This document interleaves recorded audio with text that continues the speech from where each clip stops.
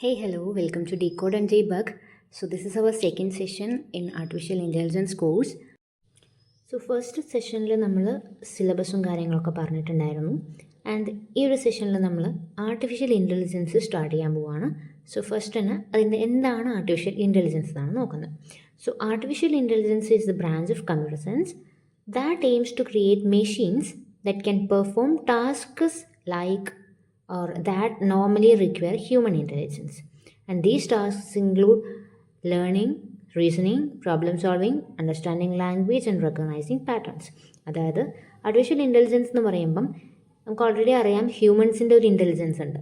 ആ ഒരു intelligence use ചെയ്ത് ഹ്യൂമൻ എങ്ങനെയാണോ ടാസ്ക്സ് ക്ലിയർ ചെയ്യുന്നത് അല്ലെങ്കിൽ പെർഫോം ചെയ്യുന്നത്, അതുപോലെ ഒരു മെഷീനിന് ടാസ്കുകളെല്ലാം പെർഫോം ചെയ്യാനുള്ള ഒരു ഒരു ബ്രാഞ്ച് ഓഫ് കമ്പ്യൂട്ടർ സയൻസ് ആണ് ആർട്ടിഫിഷ്യൽ ഇൻ്റലിജൻസ് എന്ന് പറയുന്നത്.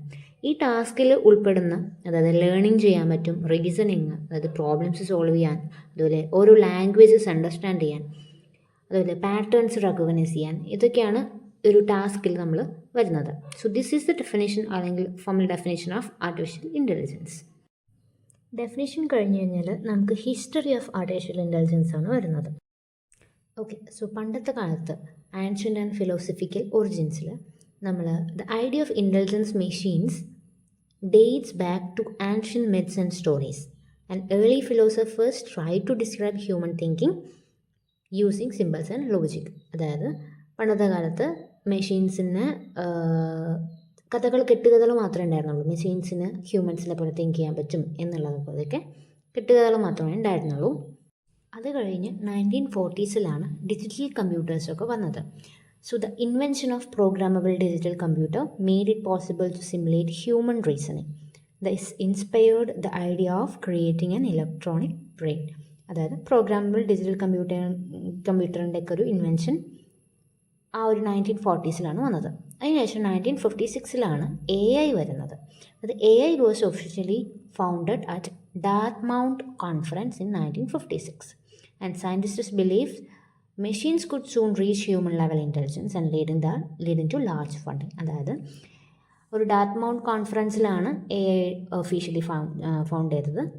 ആൻഡ് സയൻറ്റിസ്റ്റസ് എന്ന് വിചാരിച്ചു മെഷീൻസിന് ഹ്യൂമൻ ലെവൽ ഇൻ്റലിജൻസ് മെഷീൻസിനെ ഹ്യൂമൻ ലെവൽ ഇൻ്റലിജൻസിലോട്ട് കൊണ്ടുവരാൻ പറ്റും എന്ന് സയൻറ്റിസ്റ്റിനൊക്കെ ഒരു വിശ്വാസം വന്നു. അതുകൊണ്ട് തന്നെ അവരുടെ ആ ഒരു പ്രൊജക്റ്റിന് വേണ്ടി ഒരുപാട് ഫണ്ടിങ്ങും കാര്യങ്ങളൊക്കെ നടന്നിരുന്നു 1956.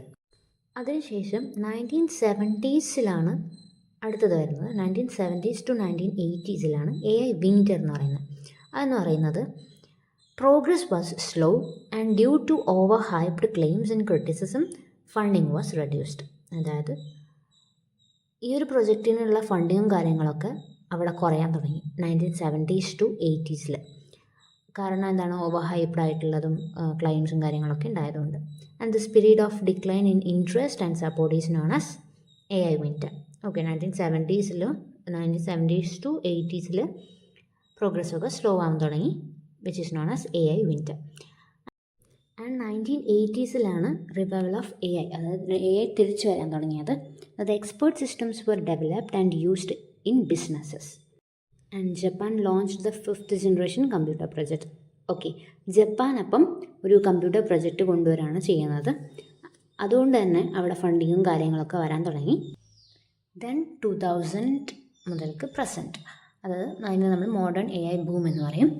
ആ ഒരു കാലഘട്ടത്തിലാണ് നമ്മൾ ബിഗ് ഡാറ്റ വളരാൻ തുടങ്ങി. Growth of big data, powerful hardware and machine learning led major success. And AI is now used in speech റെക്കഗ്നീഷനിൽ യൂസ് ചെയ്യുന്നുണ്ട്, അതുപോലെ ഇമേജ് പ്രോസസ്സിങ്ങിൽ യൂസ് ചെയ്യുന്നുണ്ട്, ലാംഗ്വേജ് അണ്ടർസ്റ്റാൻഡ് ചെയ്യാൻ വേണ്ടിയിട്ട് യൂസ് ചെയ്യുന്നുണ്ട്. ലൈക്ക് ട്രാൻസ്ലേറ്റർ, ഗൂഗിൾ ട്രാൻസ്ലേറ്ററിലൊക്കെ നമ്മൾ യൂസ് ചെയ്യുന്നുണ്ട്.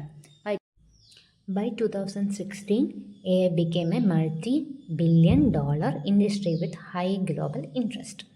ഓക്കെ, സോ ഇതാണ് നമ്മുടെ ഹിസ്റ്ററി.